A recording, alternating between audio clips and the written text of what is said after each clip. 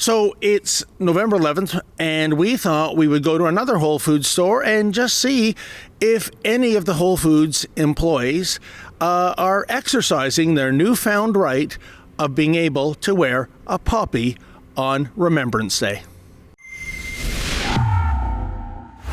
David Menzies for Rebel News here in Toronto. And folks, before I get to my story, if you can, please go to journalistdefensefund.com. If you're able to make a donation, that would be great. Sometimes we have lawyers to pay, sometimes it's bodyguards, but it's worth it when it comes to telling you the other side of the story.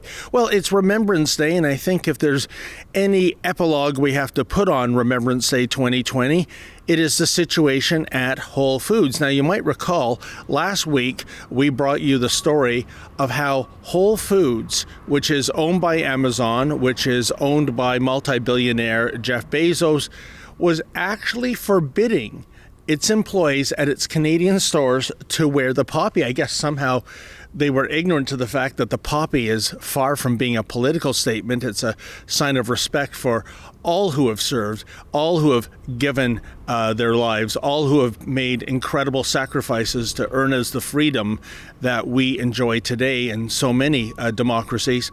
In any event, my cameraman Moke and I went to the Whole Foods at Yonge and Sheppard in Toronto. We wanted to get the lay of the land vis-a-vis the poppy file, and well, here's what happened. Hey, how you doing? Yes. Just asking people, ma'am, what do you think of Whole Foods banning their employees from wearing the poppy? I mean, I just see this as a sign of respect for the war veterans, for those who gave their lives. Yes, definitely it is. Like, I disagree totally. It's sad, honestly. Did not expect that. We didn't expect it either, and we're just wondering if there's going to be a public backlash that makes them do the right thing and reverse their policy. Of course, like we have to do something about it. Yes. Do you mind to talk to her? Oh, yeah, I just have to buy my my gum. The manager is coming, so... They're coming to talk to me? Oh, okay, excellent. Okay. The manager right there. Oh, okay then. Oh, you're the manager. Oh, okay. I was on my way out. I was just paying for my gum. But are you able to do an interview? No, I'm not able to. We've already Okay. talked about that. So clearly we were about as welcome as the proverbial skunk to the garden party, but I can tell you our visit was just before noon. By the time we got back to Rebel World headquarters around 2, Whole Foods had reversed its policy. Yet they bent the knee and they did the right thing, and good on them. I mean, they were completely misguided in banning the poppy in the first place, but they eventually did realize that it was wrong, and they allowed their employees to indeed wear the poppy.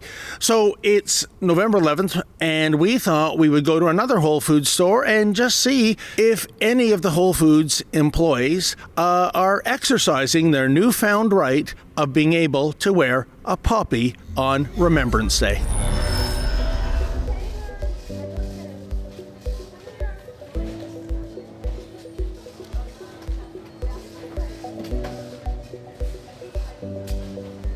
It was crazy last week, that story where they weren't letting you use the poppy, and now you can wear the poppy.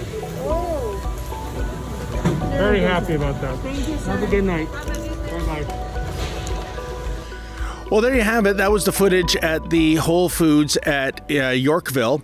And we counted 26 employees, 6 of whom we identified as wearing the poppy. Now, I would have been overjoyed if it was 26 out of 26, but I can tell you we also checked out Yonge Dundas Square, and easily more than 95% of the populace was not wearing the poppy on November 11th around 11 a.m. Can you imagine? Just disgraceful. So in that regard, the Whole Foods employees, it was a bigger percentage of poppy wearers than the general populace in downtown Toronto.